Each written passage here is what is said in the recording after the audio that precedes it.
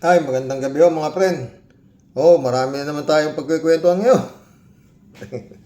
May masaya, may malungkot, may ewan, anak ng pating o anong bakla siya. Unahin natin ito si Pulong. Si Representative Pino, binanatan ang 17 country na pag-iikutan nitong si Pulong. Inatawan ng distrito, Miss Universe. Bakit ang trabaho ng isang congressman ay katawanin ng kanyang distrito? Dapat mag-expect ang mamamayan ng mas mataas na standard ng serbisyo mula sa kanilang mga elected representatives. At ang pinaka-basic, of course, Alam mo, Representative Pino, ibahin mo si Pulong. Duterte yata yan. Maski na ano pa sabihin mo dyan, magnanakaw, mafia, o whatsoever. Pagdating sa Davao, walang kalaban yan. Di ba? At kita mo na, iba talaga Duterte, no? Kung sa pakapaalala lang mo ka, talagang walang mananalo din sa mga ito. Mantakin mo yung Davao, halos sila na lahat na nakaupo doon. Wala na iba. Basta Davao, pag sinabi ng Duterte, doon ka. Diba yun mga friend? Pero alam nyo, sa totoo lang, mula nang ako'y naging tao, ngayon lang ako nakakita ng ganitong mga uri ng mga politiko. Nung mga panahon namin kapita-pita gano'n yung mga senador, mga kongresista. Ngayon, kaputa-putang ina eh. Sa totoo lang.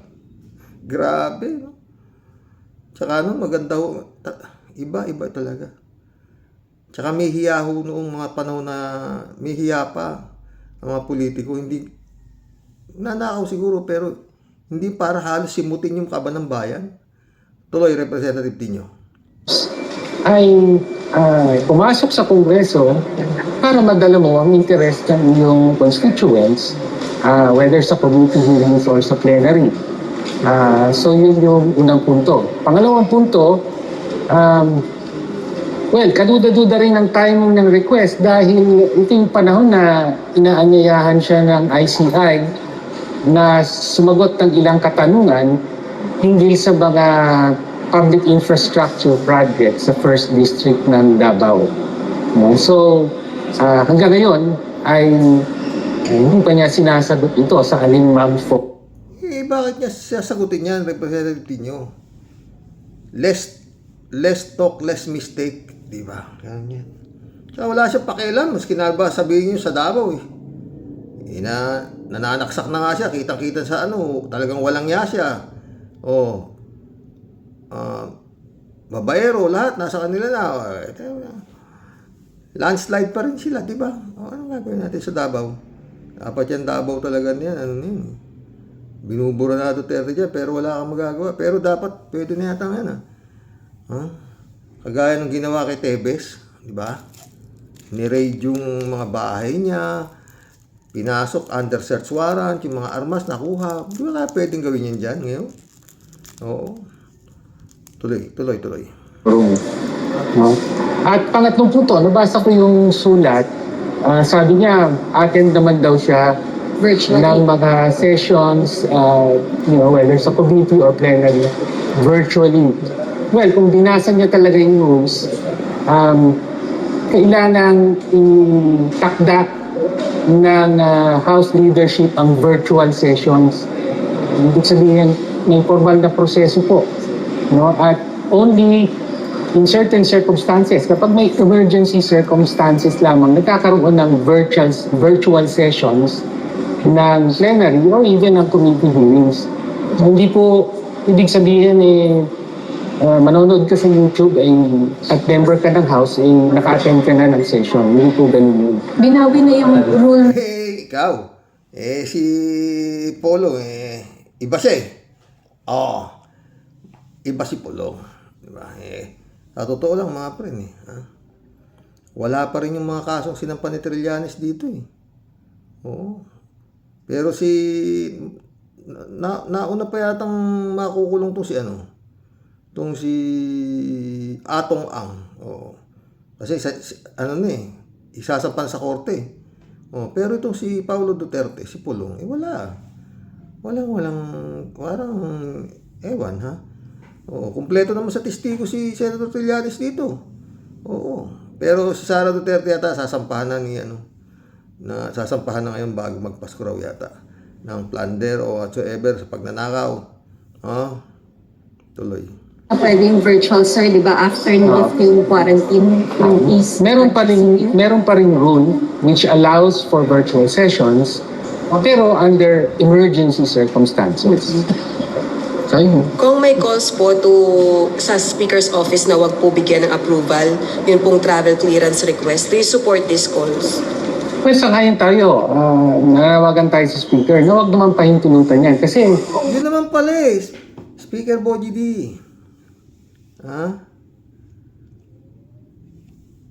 Mukhang mali yan. Alam nyo, taga rito sa Isabela yan si Speaker Boji D. Oo. At matinurin ho mag-isip yan. Oo. Ganun naman pala nagpapaalam naman pala ibig sabihin, pag nagpaalam, pwede mong tanggihan na wag. Lalo-lalo na kung ganyan na lintik ang bibigat ng inaharap nito. Oo. Hindi niya may paliwanag tapos lalayas. Mukhang mali yata yun, Speaker. Speaker Boji. Mukhang mali yata yun. Lalayasan niya yung hinihingan siya ng paliwanag. Mukhang mali. Oo. Hindi naman mahirap isipin yan, Speaker. Di ba? Hindi talaga dapat payagan. Tsaka puto, 17 bayan. Puto na sarap ng buhay ni Pulong. Putang ina. Mamasyal ka na. Sumusweldo ka pa. Katwiran ni Pulong. Sarili ko naman yung pera yan Sino maniniwala sa'yo? Ikaw naman, Pulong. ang tingin rin ng publiko, abuso ito Yun na, Abay talagang abuso yan, Representative Tinyo. Talagang sobrang abuso yan, garapal. Pero Pulong yan The one and only Pulong Duterte. Wala nakagawa niyan pwedeng ilagay si Pulong sa Guinness Book of World Record. Pinakamakapal ang muka sa lahat na naging politiko. 17 bayan, 2 buwan mawawala. Sa kasagsagan ng investigasyon sa mga nawawalang pera ng bayan. Speaker, mukhang maganda ang magiging imahe ng Isabela pag tinanggihan mo yan. Napakapangit naman pag kinonsinti mo yan na sinasabi na nga ng mga iba na sobrang kaabusuhan na, di ba, Speaker? Nagpapaalam pwede mo.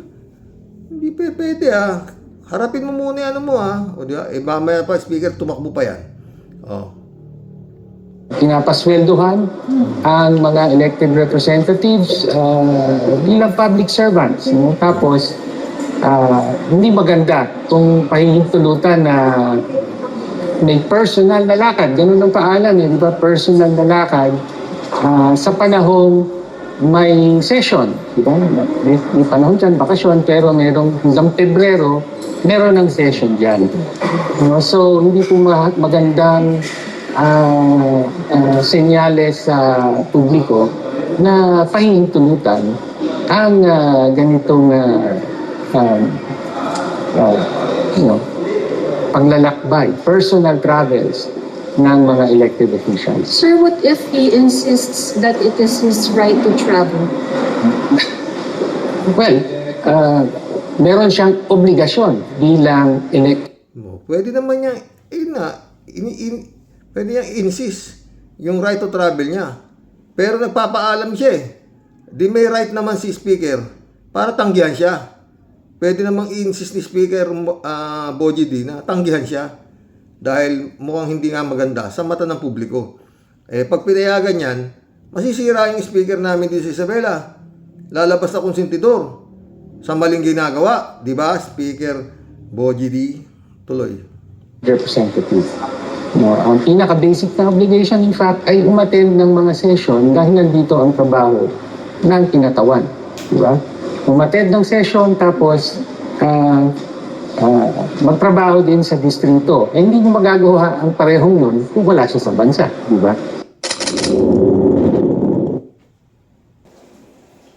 Eto, yung mga nagtitrending ngayon, itong mga timawa sa laman ng mga politiko, oo. Puta, lintik pala magtapon ng pera itong mga to. Ha? Milyon. Ang tayo mo, si Rob Quinto, 50 million ang offer. Oh, pakinggan nyo. Tsaka Angeline Kwan. Ano ba to? Kwan ba to? Kinto ng isang congressman? Sino kaya? Paldo! Punta yung flood control na Pinakamalaking offer, businessman, politiko. politiko. Politiko. Oo. Isipin mo yun, yung tax ng ano, binabayad siya. Naku, pinang-offer. Pero ano yung highest offer? Almost 50M. Sa email siya. Milyon sa offer kay Angeline ng isang politiko? Sino kaya? At magkano? Wow! Pinakamalaking offer. Nakamalaki. 1, 2, 3. Naku, bilang. Nagbilang, malaki-laki. 7 digits. Close. Businessman, politiko. Politiko. Boom! Tawag na. Ang ina nyo. Sa bagay, talagang hindi mananali ang businessman sa politiko pagdating sa ganyan. Eh, hindi na pinapaguran ng politiko yung hindi na pinaghirapan ng politiko yung pera eh. Nanakaw nga lang eh, yung businessman. Talagang negosyo yan.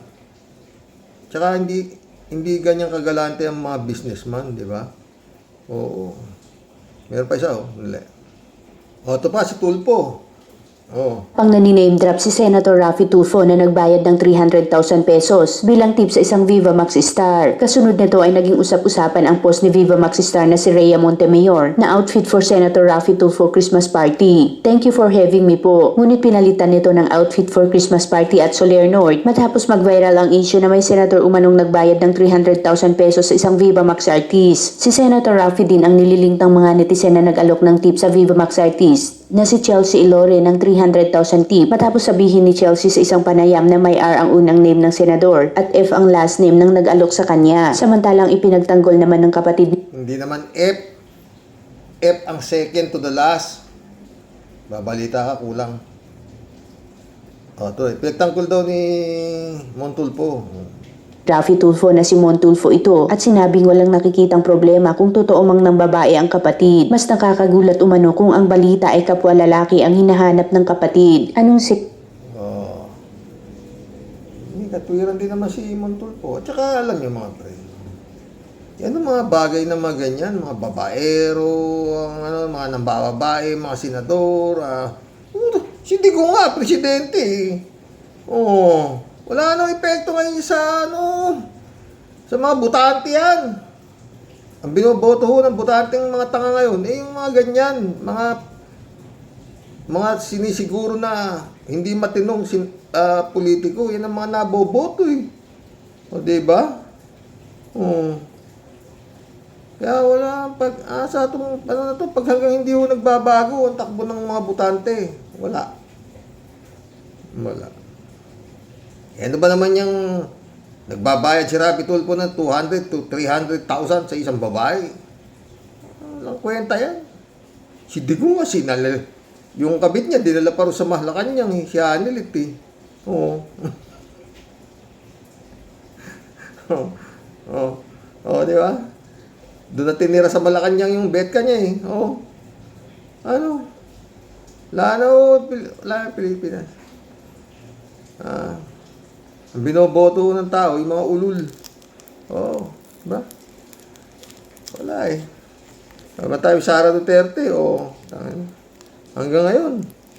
Oo. Ewan, mga friend. Ha? Si Diskaya, nangumpisal na. Mahal. Ito naman.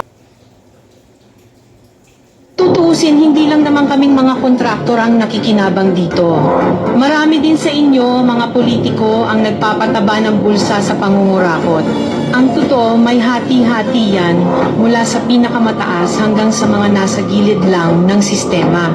Huwag nyo kaming gawing panakip butas kasi kung babalikan ang lahat ng transaksyon, makikita ninyong mas malaki pa ang napupunta sa inyo kaysa sa amin. Lahat tayo alam ang laro, pero pag nahuhuli, kami lang ang tinuturo at Totoo ho yan, di ba? Kaya nga itong mga Diskaya na to. Kumbaga sa poll lang to. Hindi naman tatakbo itong mga to kung walang ano sa mga nasa taas eh. Tama sinasabi to si Sara Diskaya. Oo, tuloy. Urusahan. Kaya wag ninyong ipakita sa publiko na malinis kayo dahil sa Pero nagturo na ho to. Nagturo na to. Napaka, kumbaga ano, credible ang mga pinasabi nito. Oo, pero tinatanggi pa rin ng mga tinuturo niya. No? Yung Bernardo, nagturo na rin. Pero tinatanggi pa rin nila nitong mga politiko na to, na mga buhaya, na hindi totoo. O, tingnan mo. At meron silang mga abugago, di ba? Tuloy. proyekto may kapalit na porsyento para sa inyong mga opisina. Ang sistema mismo ang nagtutulak sa amin na sumunod kung hindi kami papayag, wala kaming makukuhang proyekto. Pero sa likod niyan, kayo rin ang pinakaunang nagdidikta kung magkano ang dapat itabi para sa inyo. Kaya kung talagang seryoso kayong mag-imbestiga, wag lang kaming kontraktor ang sisihin. Tingnan ninyo rin ang mga pangalan na nakaupo ngayon sa mga komite, sa mga ahensya, at lalo na sa mismong mga nagpapalakad ng gobyerno. Dahil sa totoo lang, pare-pareho tayong nasa iisang lamesa, iba-iba lang ang laki ng parte na nakukuha. Kawawa po talaga ang mga mamamayang Pilipino kasi ninanakaw lang natin ang kaban ng bayan. Pera ng taong bayan, pero tayo ang ikinabang. Hindi ba tayo Ano yung ano? tutuus? Ay nako, eto sayad oh. We'd like to thank the Senate of the Philippines for approving the OVP year 2026 budget. Yan lang. Thank you. Shukran. We'd like to thank the Senate of the Philippines for approving the OVP year 2026 budget. Yan lang. Thank you. Shukran. We'd like to thank... Patay na. Antakin mo yun. 5 minuto lang yata hiniring yung ano to, budget dito sa Senado. Dinagdagan pa 100 milyon. Syukran. Iba nanakaw na naman. Patay na. Isang magandang balita, yun nga. Etong sila Atong Ang, mukhang baka ma-issue nato ng warrant of arrest. Nauna pa dapat, mauna si Pulong Duterte rito eh. Mas nauna yatang nagsampa si Senator Trillanes kaysa dito kila ano eh. Dito sa kaso nito si Atong Ang na to eh. Pakinggan natin. Yung abogado, itong si Atong Ang, no?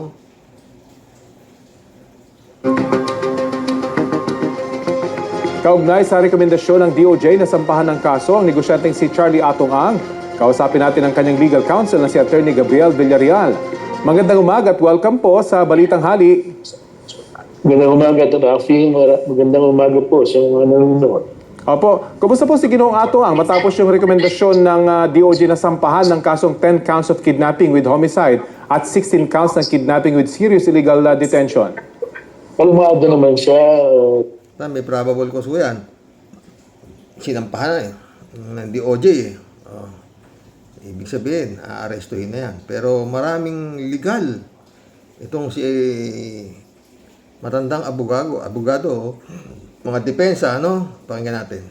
Rafi, nung kausap ko siya kagabi, nung matanggap ko yung resolution sa email, sinabi ko sa kanya na natanggap ko na yung resolution at kung ano yung nasasaad din sa dispositive portion ng resolution. Okay naman, mahinahon naman yung tinanggap yung mensahe ko. Meron po siya bang naging reaction dun sa binasa niyong dispositive portion ng kaso? Medyo na-disappoint siya, pero sabi niya, syempre, ilalaban mo ka natin yan sa campus.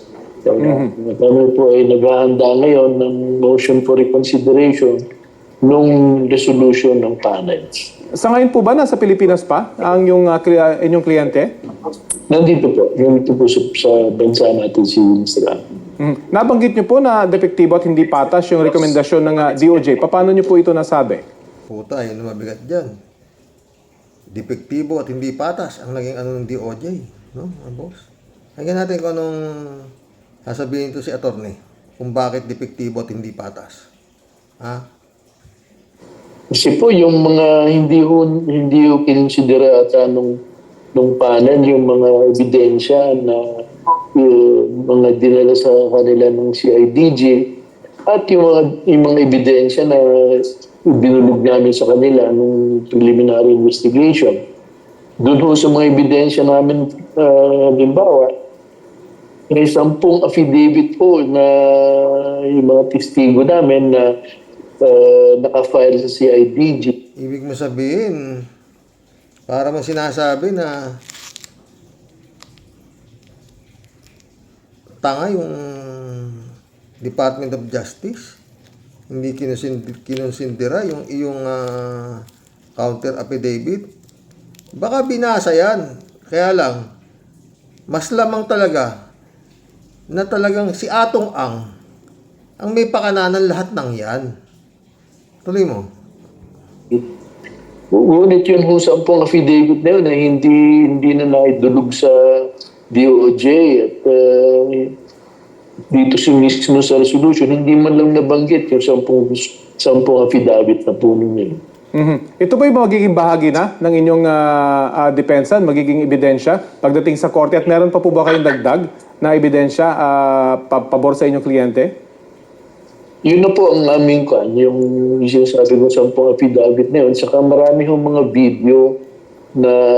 Sa totoo lang mga friend, pag itong abogado na ito ay nailusot si Atong talagang pwedeng bigyan ito ng bilyon. Oo, ni Atong Oo, pwede. Kasi napakabigat ng kaso. Nakasaad dun sa ebidensya. Pinakikita ho doon si Dondon Patidongan ang may hawak ng isang missing sa bungero na nakaposa at sinasamahan niya. Yun nga ang papel ni Patigongan Kunin yung mga pinakukuha ni Atong ng mga pangalan na pinapadakip niya Sila Patigongan nga, di ba, ang taga-kuha. Tapos ipapasa na raw. Sabi ni Patigongan, di ba, Dondon, papasa na nila doon sa Katayan. Oo. Doon sa Taal Lake na nangyayari. Tapos na, di ba? O, tuloy. Doon, sinasakay niya sa isang sasakyan. Doon sa Maynila. Yun din pong video na yun na meron pang testigo na nag-testify. Kinilala si Dondon. Hindi rin ho kinonsidera ng panel. Siguro nakalimutan sa pagmamadali. Tanga nga kayong panel. Hindi. Si Dondon nga taga-deliver lang Inasabi naman ni Dondon, aminado naman siya na sila ang kumukuha nung mga sinasabing tinitimbring na nyonyope, di ba? Tapos pinapasa na nila doon sa mga kapulis. Oo, na sila na ang kumakatay. Oo. At ihuhulog nga nila doon sa, di ba? Tuloy pa natin. Baka may maganda pang makakarinig dito sa abogado na to. Nabanggit po nyo, paghahandaan nyo na itong kaso. Ano pa po yung magiging hakbang ng inyong kampo sa rekomendasyon ng DOJ? So ngayon po, ang ginagawa namin ay isang motion for reconsideration. Kaninang umaga din po, may mga kasamahan akong pumunta sa Department of Justice para humingi ho ng kopya ng information, yung criminal information na supposedly dapat naka-attach doon sa resolution. Pero kagabi nung... Pero si Gretchen napawalan sala si Gretchen Barreto tinuro rin na yan ni Dondon Patigongan. Pero ayon sa DOJ, kulang. Hindi kagaya ito si Atong naman kasi, paano mo naman kasing ilulusot peto? Siya nga yung may-ari ng sabungan kung saan nawala yung mga sabungero. 3 sabungan ang 34 na sabungero yung nawala. Nga, hearing nung kila Bato tinigil lang Tanggap ko yung resolution galing sa kanila. Wala akong naka-attach yung information. Yung simang information yun ang mahalaga sa amin dahil yung po, doon po nakasaad kung ano yung mga kasong ipa-file nila sa korte at doon nakasaad din kung anong korte ang pinag-file nila nung mga kaso niya. Mahingi na rin po namin yung inyong reaksyon na hindi nakasama sa pinakakasuhan ng actress na si Gretchen Barreto. Marami ho talaga. Doon, yung mga pinailan ho ng kaso buto ng 60, 6 na po. At sa madalit sabi po, yung resolution na yun na natanggap ko gabi, inabsuelto ho, 4 na po na tao mula doon sa... sa bibig niya na nangyari. 60 raw yung sinampahan ng kaso. Ang naabsuelto 4 na po. O, di nahuli sa bibig niya. Ibig sabihin, talagang pinag-aralan ng Department of Justice yung kaso. Kung sino talaga ang dapat na masampahan ng kaso. Dahil dyan pa lang, yung 6 na puro sinampahan, ha? O, pagdating sa Department of Justice, yung 4 na puraw yung inabsuelto. 20 lang daw ang natira. O, di pinag-aralan. Uta, hirap nga, Torne. Tapos sasabihin mo, nagmadali pa. Nagmadali pa ba yun? 4 na po yung naabsuelto, 20 lang yung nasampahan ng kaso. Mabibigyan ng warrant of arrest. Uta, hindi kasi ako nag-abogado pero pag mga itong klase abogado, mga daldal, hindi naman kailangan maging abogado ka para mahuli mo yung mga dinadaldal nito. Sabi niya, 60 raw yung sinampahan ng kaso sa DOJ. Pero 4 na po raw yung inabsuelto ng DOJ, 20 lang yung nakalusot. Oh, di pinag-aralan. Tuloy mga Torne. Sa dinagyan nila ng akusasyon. No? Ganun ho ka unreliable ang yung istoryan doon pati doon. Unreliable pa yan. Minadali pa yan sa'yo. Kung may nadali yan, di sana wala nang nakalusot, wala nang inabsuelto. 4 na po yung inabsuelto, ayon sa'yo. Di ibig sabihin pinag-aralan yung testimonya ni Patigungan na yan. Kaya po. Tsaka huwag mo nang ilusot yung si Atong Ang. Hindi yan pwedeng, hindi siguro pumapasok ng sabungan to. Si Atty. Sa sabungan mga friend. Ang hari dyan, yung may-ari na sabungan. Lahat yung mga pulis na yan, mga kusino-sino na yan, lalo yung mga kapulisan na yan, tagapamahala lang ho ng gulo yan. Pag merong nag-aaway, hindi nga ho pumapasok na sabungan yan mga pulis. Andun lang ho yan sa labas ng paikot-ikot lang ho yan dyan. Oo. Inaantabayanan ho niyan yung mga mananakbo na hindi nagbayad, tatakbo. Sara yung gate! Merong may mandurukot. Kasi yung sabungan, marami yung mandurukot. Oh. Ganun po. Yan yung mga kapulisan na yan, ang trabaho niya sa loob ng sabungan, to maintain peace and order. Wala silang pakialam dyan. Kung ano ang sabihin nung may-ari ng sabungan, susunod ho yung mga pulis na yan. Pag sinabi, merong hindi nagbayad, magulo rito. Kukunin niya yan. Itapon nyo sa labas, putang na kayo. Sabi nung may-ari ng sabungan. Kukunin ho ng pulis yan. Ganun ho yan. Hindi alam yata ito si attorney kung ano sabungan. Kaya, yung mga nawawalan sabungero na yan, alangan naman dinukot ng mga kapulisan yan, nila Patigungan yan, nang walang order ng amo. Amo nga yung, wala no yan. Pag lumusot si Atong Ang dito, nagkaroon ng under the water. Nabayaran na. Yung story ho niya, isa talagang fabulous at malaking kasinungalingan. At pinirelease. Paano malaking kasinungalingan? Sinabi niya, sa Taal Lake, doon hinulog, marami namang nahukay, maraming nasisid. Matagal pa, pesisid, mga buto, nakuha. Ano ba naman, attorney? Talagang iba talaga ang attorney, no? Lalo pag malaki kliyente, hanggang lahat ng depensa ay gagawin yan. Yan ang trabaho nila di ba? Parang si Kupalman din, di ba? Maski na umaamin na yung kanyang kliyente na siya inaamin na lahat ni Duterte, si Kupalman, gumagawa siya ng remedyo para wag magkaroon ng preliminary, hindi mabasahan ng sakdal si Duterte. Di ba? Ganun talaga itong mga abogado na ito. Po niya, napakaraming tao. Well, aabangan po natin kung ano magiging resolusyon dito. Maraming salamat po sa oras. Yun lang ang ating topic for today, mga friend. Marami-rami na rin yan. Si Atong Ang, si Tulpo, si Pulong, si Sayad, di ba? Dagdag na natin sa ating topic for today si Kimo. Alam niyo mga friend, hanggang ang Senado ng Pilipinas may mga ganitong klaseng elemento, wala akong mangyayari sa bansang ito. Ito. Alam niyo po, mga kasama, ang pagkakakilala ko po kay Tatay Digong, kaya po siya ay aking iniidolo. Ito pong taong ito ay matapang na tao. Matapang! Ayaw humarap sa ICC. And, matapang sa bunganga. Ikaw talaga, Kimo, wala ka pag hanggang meron ng mga ganitong naiboboto, ang mga bubutante, wala mangyayari sa Pilipinas. O, tuloy mo, Kimo. Nasa kanya po lahat ang katangian. Parang isang katulad ko ay Nasa kanya lahat ang katangian. Aminado naman siya. Namamamatay tao siya.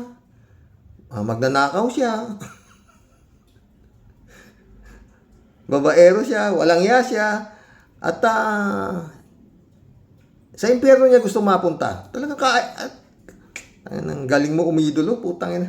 Ano ba tong ayop na ito? O, tuloy mo, Kimo. sumaludo. Maludo ka doon. Pero dumadating po sa punto na ang isang tao ay tumatanda.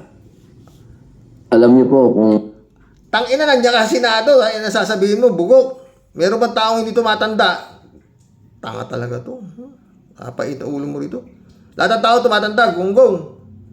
Sasabihin mo dyan, puro senador yung mga kausap mo, may mga abogado pa dyan, tapos sabihin mo, tao tumatanda. Gago talaga to. Dadrama na naman, oh. Ilang beses na nagwo-walk out ito, ay nang tumuloy. O, tuloy mo. ikukumpara ko yung pangungulungan ko Ano yan na naman? dito sa Pilipinas. Sa Takita, yan na naman, pangungulungan ko sa Pilipinas, kukumpara mo. O, sige, ano sasabihin mo? kulungan ng ating Tatay Digong ay napakalayo po. Sapagkat ang kulungan po... Nakita mo na ba? Tangan to, di ka nga nakapasok doon kung ano yung tsura ng kulungan ni Digong eh. Balita ako, naka-aircon pa eh. Oh, luwang-luwang eh. Kukumpara mo yung kulungan dito sa Muntinlupa. Tanga talaga to. Tuloy mo. natin ay hindi po parehas ng kulungan sa ibang bansa. Totoo yun. Si Digong po ay nakakulong sa napakaliit na kwarto. Wag ka nga. Solo kwarto pa yata si Digong. Pinapagamot pa. Tangin na dito eh. Namamaho na sa lahat yung mga nakakulong dito. Ano to? Tanga talaga to, no? Tuloy mo. Oras po para siya ay lumabas. Halos buong araw siya po ay nasa loob ng kwarto na yan na meron lang pong maliit na butas. Nakakulong nga, tanga. Pero sabi naman ng iba, nakakapagluto pang araw eh. Oh. Yung itsura ng gago. Oh. Yan oh. Ha? May maliit na butas? Parang Bartolina ang gusto niya sabihin. Parang naka-Bartolina si Digong sa dahig. Natulong gisto. O, tuloy mo, Kimo. Kung saan po inaabot ang kanyang pagkain. Napakahirap po dahil dito po sa atin, sa amin... Kanang lolo ko. Pag pumadalaw nga sila Sara Duterte, minamasahe pa raw ni Pulong. Kapabili pa ng Coke Zero, kung ano-ano pa pinabibili. Huwag ka nga, Kimo. Ano sa atin? Sa Muntinlupa, ang tawag po namin doon Bartolina. Yung po... Tanga. Yung Bartolina, yung talagang maliit lang, na halos hindi ka na makahiga. Oo. Wala to. Ang pagdadaldal nito. Hindi kaya sabog na naman to. Ang itsura ng kinalalagyan ni Tatay Digong. Pag ang lalaki... Marami na ho tayo naging topic. Magkulab na po tayo, mga friend. No? Okay ba yung gupit ko? Pakulay na rin ako ng buhok. Oo. Boss. Abot na ho ng ano yan. Pasko. Bago umaba yan. Ha?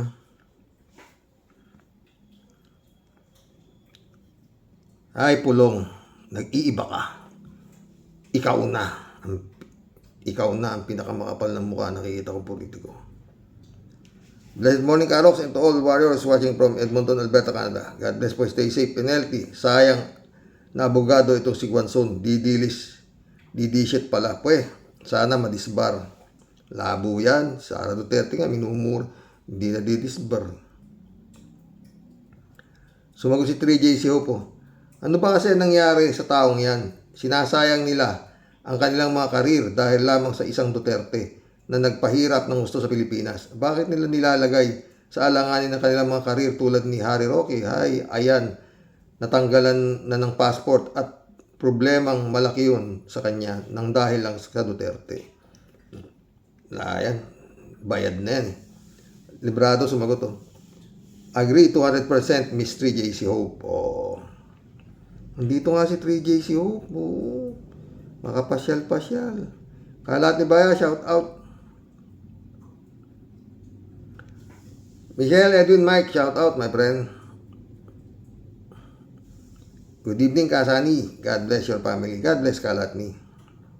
Oselito Mabait, shout out. Elizabeth Scareo. Good evening, Xerox.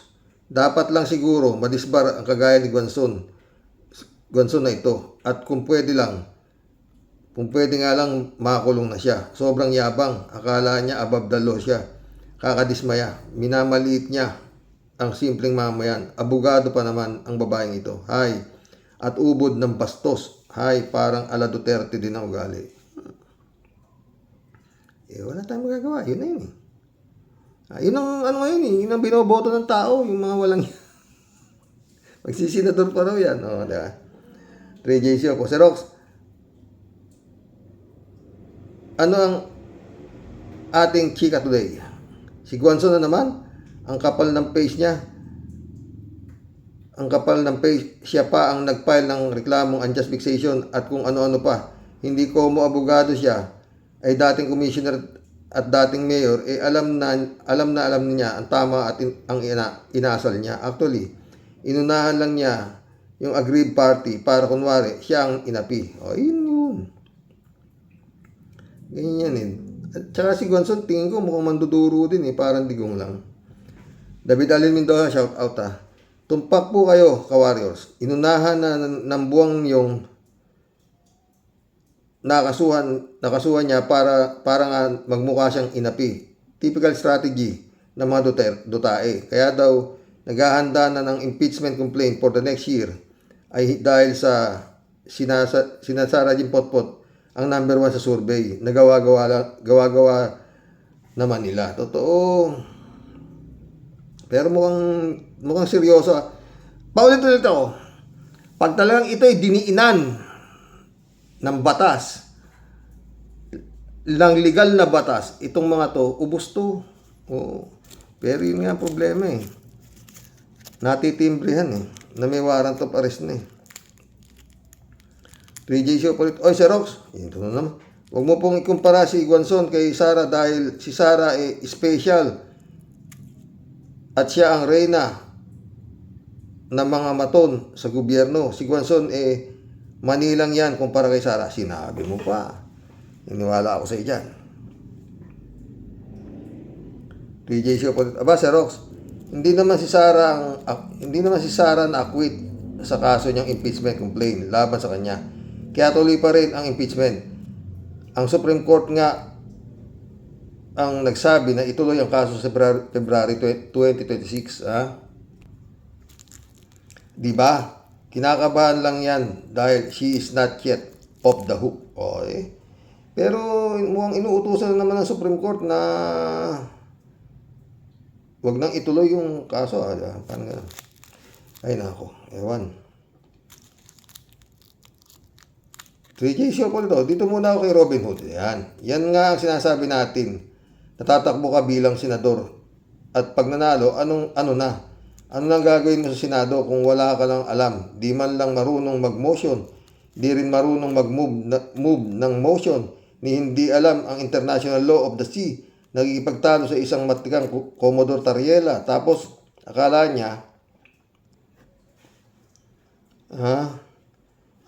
niya nang maipasa yung kanyang batas para sa indigenous people, agad-agad may budget na. Wala talaga yan, tatangay na. Chibista Bunao, isang magandang gabi po kuya sa iyo at sa mga mahal mo po sa buhay at sa mga ka-warriors. So, gandang gabi. Elizabeth Iscari ulit Si Rox, yan si Sara, ibang klase yan. Kaya di yan makasuhan. Kasi nga Duterte yan. Ganyan kalakas ang mga Duterte sa ating batas. Kasi nga, yung mga inilagay nila dyan sa korte, puro kasangga nila. At dyan mautak ang digong na yan, kaya sila nilagay dyan. O diba? At isa pa, yung mga death squad na iniatang nila doon, hanggang ngayon siguro andyan pa din ng mga yan. So, kaya kahit itong gobyerno, takot din sa kanya. Kaya di nila matalo ito o aksyonan agad-agad. At nag-iingat nga sila. Nag-iingat nga sila dyan. O, pwede Elizabeth. No?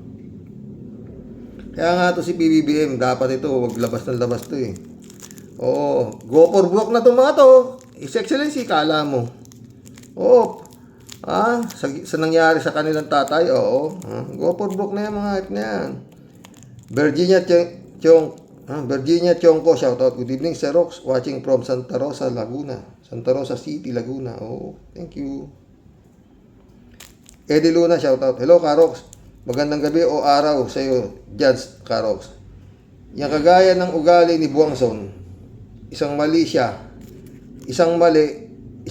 niya na ginawa ay public scandal. Isa pa, oral deformation sa pagsalita ng masama sa taong wala namang masamang ginawa yata sa kanya. Naging public official siya. Sana magpakita siya ng magandang asal sa kapwa. Sige, bakit hindi niya pagmumurahin ang kagaya niyang politiko na nagnanakaw sa pera ng mga kawawang Pilipino? Kung mayaman sila at ang lakas ng loob niyang maglait, parang pinagmamalaki ang yaman niya. Pero saan kaya galing ang yaman niya?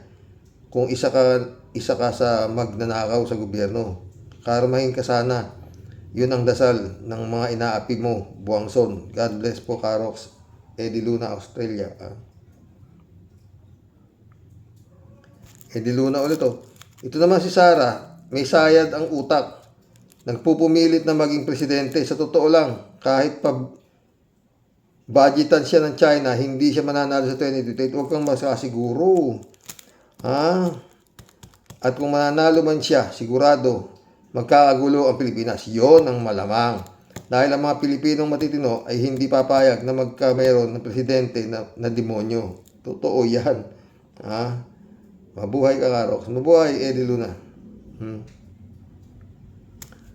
Eddie Luna ulit. Alam mo, Karox, kung ang naging presidente ng Senate ay hindi demonyo at may lahing halimaw, ang putang ng Escudero, yung hayop na Escudero na yan, dapat yan, pinapatay na rin. Salot sa dilang salot ang hayop na Escudero na yan. Dapat pati si Hart na asawa niya makakulong din at ipahiram kay Kaperyong, kay Dag. Sila muna ang kumabayo kay Hart. Palagay ko, sasabog ang kinabukasan ni Hart. Mabuhay ka rin, mamamatay si Escudero. Galit si Eddie Luna. Pastor Jun Lagon, my friend, shout out ha. Eddie Luna ulit. Sana, Karox, sa 2028, ideklara ni BBM na wala ng eleksyon para maituloy ni BBM ang paglilinis sa bansang Pilipinas at lahat ng nasa ahensya. Palitan, kagaya ni Luwa ang Mata, P.I. Garcia, yan ang Comelec, hindi kapatas. Magtrabaho, P.I. ka. Lumayas ka dyan hanggat andyan ka, walang tapat at malinis na politiko ang bansang Pilipinas. Hanggat andyan ka, puro halimaw ang pinapayagan mo na kumandidato. PI ka. Luwa mata mo. Mabuhay ka, Rox. Garcia, hindi ka mabubuhay. Mamamatay ka na sana. David Allen Mendoza. Good evening po, Karox. Yan si Sayad po ay hindi talaga marunong sumagot sa mga tanong tungkol sa mga anomalya niya. Lagi niyang sinasabi na handa siyang pasagutin ang mga paratang sa kanya. Pero kapag natanong naman siya, political harassment na naman ang palaging kanyang sagot. Yun lang, wala nang ibang sasagot kundi yun Eddie Luna ulit. Saludo ko kay Atty. Conti dahil siya ang isang lumalaban sa mga demonyo at pinaglalaban nila Senator Trillanes at mga inapi ng mga halimaw. Yung mga halimaw na yan, pag hindi pinagpapatay yan mga anak ng mga yan, halimaw din ang susunod. Halimaw din at sigurado, yung mga yun ang susunod na magpapahirap sa mga matitinong Pilipino. Sana lahat ng mga yan mabulok sa kulungan. At kung pwede sana, doon na sila patayin. Ginawa din nila yun sa iba. Buhay Karox. Mabuhay si Atty. Conti. Mamatay ka sana, Garcia. Rest in peace, Garcia. Galit talaga siya kay Garcia. O rin, galit ako dyan. di Luna ulit. Si Bato Karox, andyan lang yan siguro sa Kingdom, sa mga building, Bulaang Propeta. Oh. Di Luna ulit, Karox. Si Bato siguro bago lumabas. Ang totoong warrant siguro, ang plano ni Kaboying, patay na si Bato sa takot pagba inatake si Bato ay siguradong mahuli man siya ng Interpol dito, ngiwi na ang muka at patay na ang kalahating katawan. Sigurado aatakihin sa puso si Bato at giginhawa at si Bato sa ginawa ni Kaboying tinatakot ng husto. Totoo. Nelson Nukop, shout out. Good evening, Karox. Watching from Rome. Make my day, Trillanes. Nasaan na ngayon? Nasaan na ngayon? Tapang. Moral values ba to? Puro kayo kahambugan. Mga DDS, I'm proud, kakamping. I support Senator Trillanes all the way. Oo naman. Nelson Nukop ulit, oh. Ano nangyari sa missing sa Bungeros? Ito na, tinapik ko, di ba? Anong ginagawa ng kapalit ni General Torre? Diba? Shirley J. Sir, shout out. Imposibleng nasa Pampanga, hindi naman siya taga ron. Mas okay na nasa Davao. Bato Balani, Karox, marami siyang tataguan doon. Kung ako kay Ombudsman, tahimik na lang siya, magtrabaho. Bato, 4-star kuno. Pero mas matapang pa pala si Atty. Kong Laila de Lima. Totoo.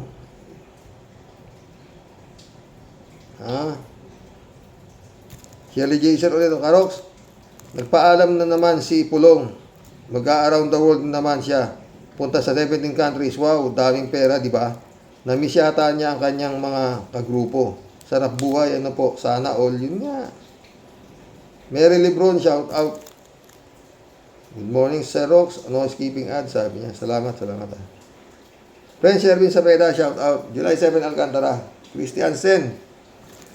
Annalisa Apolinar, shout out mga friend, ha. Sabi ni friend Sherwin. Sir Rox, sari-saring topic, sari-saring kwento, puro po makabagbag damdamin, pero sa punto, Sir Rox, tama ka na naman po palagi. Sa mga kuro-kuro at mga katanungan mo po, ano po ang panama ng mga turon, kubeta, tupaksyo na puro mga matatapang lang po sa bunganga pero puro mga ampaw lamang po ang mga pesting yawa. Si Tuliling, pusit sayad naman po, Sir Rox. Gatyan po, patuloy na pagala-gala parang asong ulol na gala. Ako, Sir Rox. Itong si itong ating si Kuteng, talagang namimiligro na siya. Namimiligro na siya po ang malutsyon sa bandang huli. Gatyan po ng si Topak, di po natuturuan ng malupit na eleksyon. Di po siya masasawata sa pagkakalat po ng puro kalagiman. Kapag yan po nabistahan at naikulong na, baka po sakali si Rox, mababawas-bawasan po ng konti ang maitim na sumpa ng mga dutae.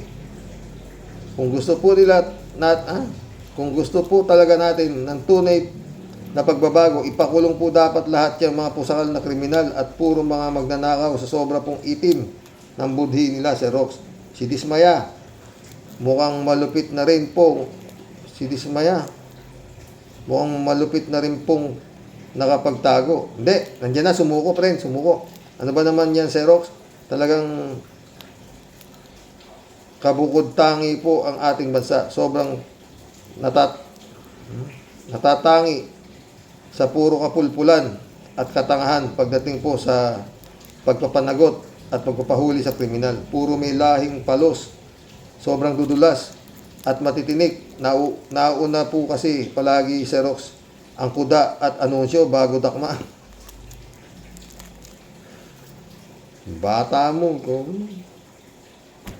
Kaya yung pong mga target, ayun, at puro mga pasipol-sipol habang kumukuya-kuyakoy, sabay belat sa mga tagahuli. Ewan ko sa inyo, mga pinutukan kayo talaga ng lintik. Itong aming si Blackjack. Ito po ang pasimunot pasimunot sumobra po ang husay at galing. Kaya lahat ng plano, puro po bisaklat. Ewan ko ka sa'yo, nabwisit ka, pati tuloy kami, nadadamay sa kasungahan mo. Buwisit, leche, na. Action muna bago yung kuda, para meron naman tayong mapatunayan, Sir Blackjack. Kaya si Sir Rox tuloy, napapailing sa kabitayin niyan si Tia Deli. Kasi kuda ka ng kuda, wala pang nagagawa, buwisit.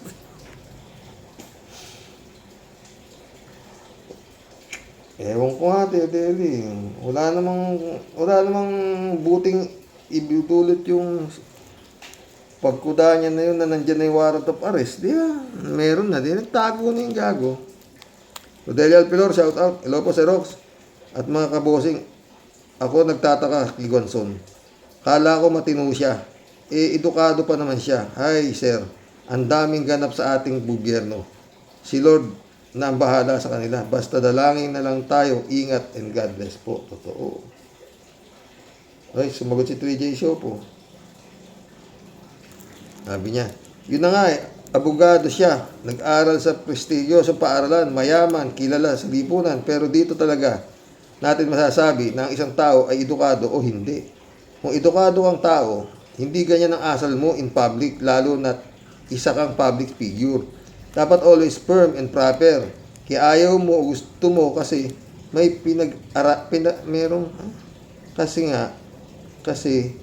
may pinangangalagaan kang reputasyon. Yon. Sa kaso ni Guanzon, lumalabas na hindi siya edukadong tao. Yun nga. 3J Shop ulit Sir Rox, yung ginagawa ni Guanzon na siya pa ang nagdemanda, ang tawag dyan gulatan na lang. Kaso, abogado din ata yung law student. Graduate na. Di yan inaway si Guanzon, ha. Yan ang itinatawag nating do not judge the book by its cover. Kasi, kala ni Guanzon powerful siya, abogado siya. Kaya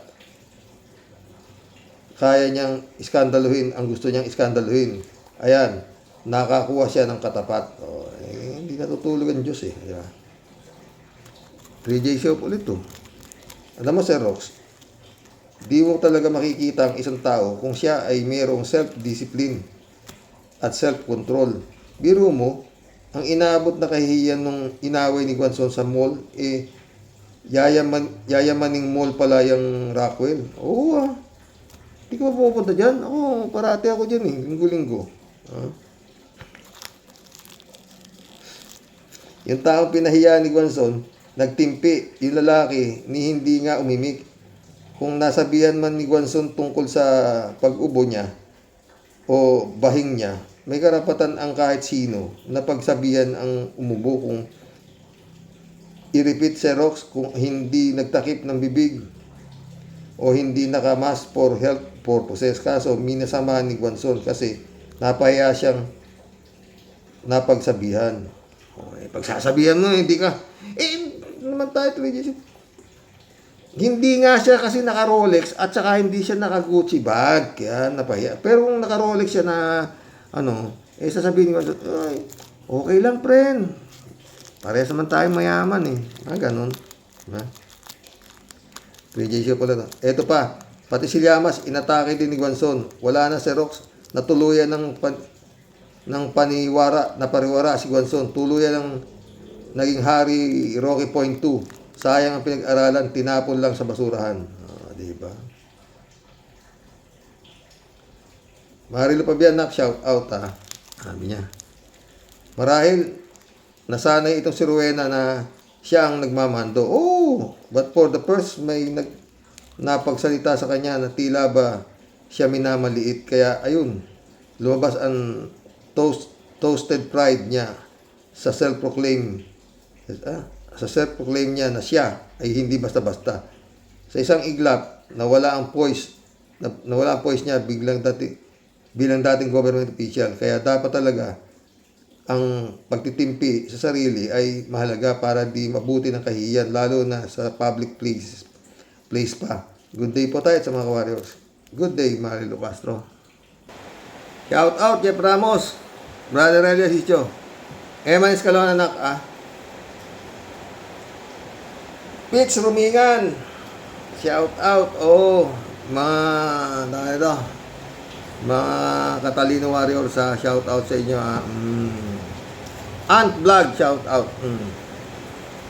Friend Nail Bingson, Dolor Garcia. Adorasyon di Maranan. Oy, mission accomplished mga friend. Nakaisang oras din tayo. Buti ngayon lang bumuhos yung ulan, oo. Ha? Hanggang bukas po muli mga boss. Sana nagustuhan yung topic natin. Dami, no? Good night. God bless.